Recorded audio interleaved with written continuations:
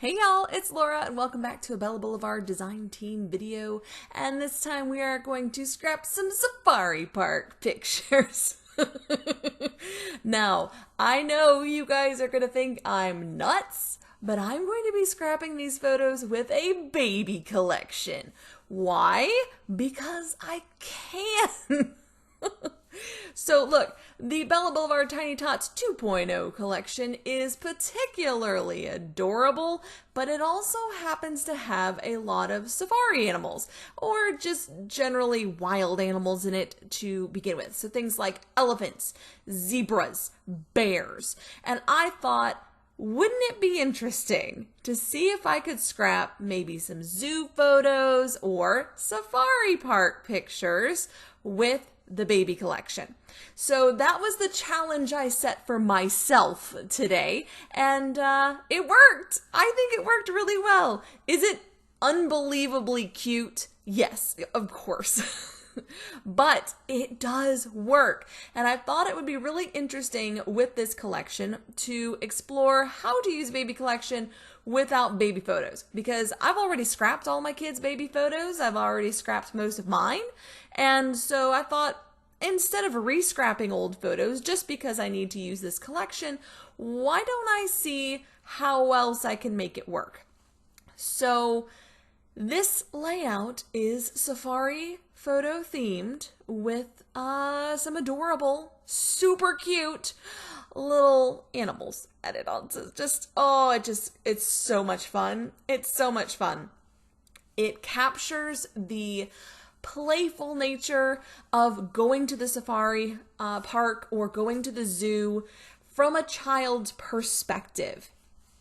So instead of approaching this from an adult perspective, I thought it would be really interesting to approach it as a child sees animals, because I think kids see animals a little differently than adults. I know, talking to my kids after we'd go to the zoo or something like that, they would describe animals in more of a soft and fluffy way than perhaps we adults would see the multiple ton elephant as less cute and fluffy and more, potential of a rampage and mass destruction.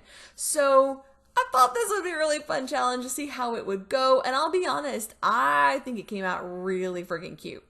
Now, to get started, I had this gorgeous stripe, which I have used on every single layout, I think, with this collection, because it is perfect.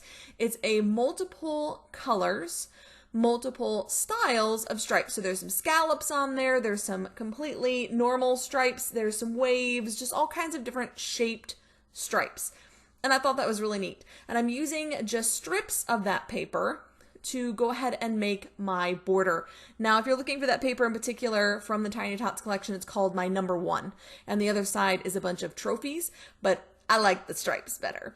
So I'm going to use that in the center of my layout. Now, I did initially cut out the center of this yellow background because I was intending to use it to mat my larger 4x4 photo of the sign, which is what I'm using as my title. But once I got those stripes onto this layout, I needed more, guys. I needed more of those stripes. So we're going to end up not using that little piece of yellow paper on this layout, but I'll use it in another one, so I'm not too worried. So here is my pictures. I have 6 2x2 pictures that I have printed in a collage format on my Epson PictureMate. I am going to go ahead and I've added some borders around the outside of all of those. So they are still 2x2 because I printed them with borders. The center photo does not have a border, but I will add one, so it's going to be fine as well. I love the idea of using a photo as my title. It's just a great way to incorporate something like this, honestly, very cool sign that was alongside the road on the way to the safari park, and just, incorporate that in. I don't have to use alphas if you don't have alphas in your stash. This is a great way to still get a title on your page, or to avoid using a title altogether, but still identifying what the page is about. And I in particularly really liked this sign, as I wanted to make it a feature and focal point amidst all the other photos. Now, the concept of this safari park is interesting. I've never been to something like this before. We went to this one. It's in Tennessee, and it's kind of out in the middle of nowhere. But you drive through the safari park, so it's just kind of a big open area of land with a driving path through it, gravel road. And you drive through it, and you have these little buckets of food. And you offer said buckets to the animals as they walk up. Now, I presume that all of these animals are herbivores because they were all eating the same food. So I didn't see anything that honestly I thought would cause danger to us as a family, particularly when we're in our car. We could just roll up the windows and the animals would more or less just walk away. So I wasn't terribly concerned about our safety. However, some of these animals know this game. They've been there a minute. And they know when a car comes along, they have food in there. And some of the animals were a little bit more aggressive than I was personally comfortable with, particularly the ostriches, which surprised me. Apparently, ostriches can be really mean. So the one, I'm laughing because I have to tell you the story. In this left side, that little ostrich guy there that my husband is holding out his bucket to, he attacked my husband's hand to get him to drop the bucket so he could have the whole thing instead of just eating out of the bucket. It was wild. My husband was fine. He just had a couple of small cuts on his hand. He was fine. But I did not expect that. The zebras in the top right corner literally shoved their noses into the bucket so hard to make you drop the whole bucket. These animals know the game. Now, that said, do I think safari parks in general are a good idea? I'm on the fence there because when we were driving through it, we did enjoy ourselves, but it didn't seem like the healthiest option for the animals. They're having a lot of interactions with humans, quite close up, and these humans, like us, are not trained to deal with these animals. So I just think there's a potential for there to be problems. That's my takeaway. It was fun, but I could absolutely see it being problematic at the same time. So keep that in mind about safari parks in general, but for this layout in particular, I thought we would go ahead and bring in these really cute animals from the Bella Boulevard Tiny Tots 2.0. Now this is the chipboard, which is called Chow Chips, and that's kind of friggin' cute for a name, by the way. But went ahead and incorporated some of those little animals. I'm going to bring in some of this grid paper from the same collection that is going to fill those blue squares. So I'm just going to have like a blue outline behind my little creatures. And then this beautiful grid is going to create a bit of a highlight right behind them. Make sure they stand out because they are going to sort of not quite blend into the background, but they might feel like they're drawing too much attention because of how much they contrast that background. So I'm actually kind of calming them down a bit, giving them a bit of a little boundary or barrier to which they have to stay inside.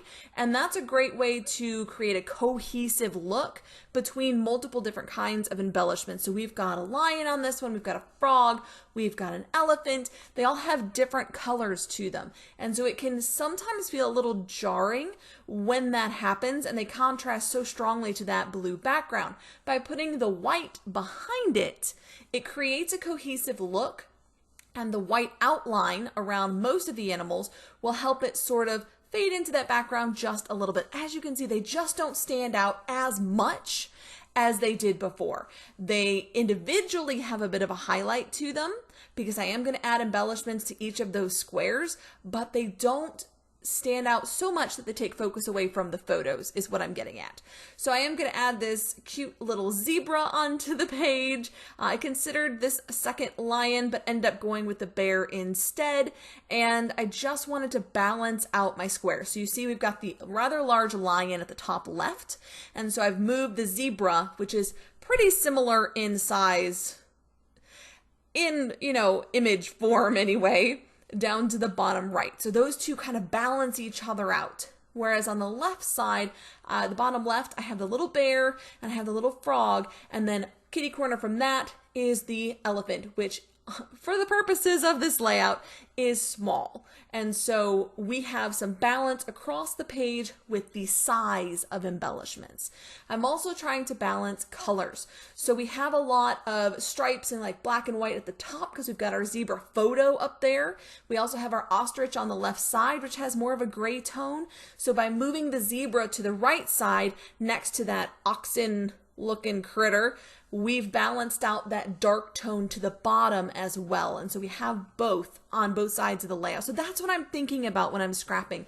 Not only balancing size and shape, but also colors. And I want to make sure that I'm spreading the colors around the whole page as evenly as I can manage. And that way it doesn't feel like, oh, there's so much red on this one side, but there's so much green over here. If you kind of sprinkle it around the page, it doesn't feel shocking and glaring and pulling your attention to that one spot.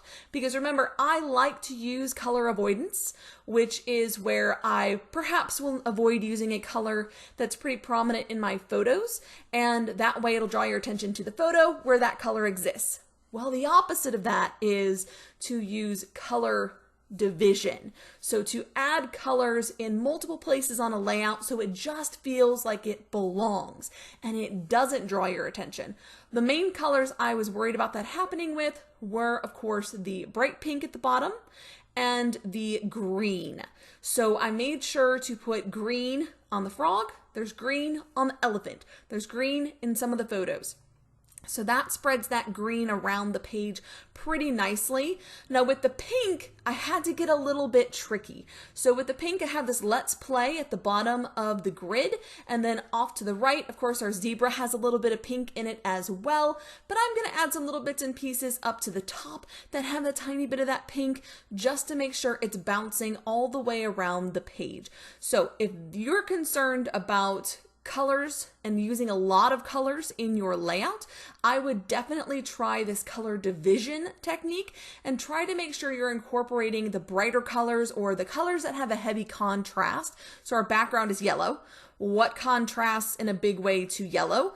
Of course, we have blue, so I have blue in small amounts all the way around the page. Of course, pink, so pink is in small amounts around the page, and green is in small amounts around the page. So those colors needed to be divided as equally as possible around the grid so they don't draw too much attention to themselves.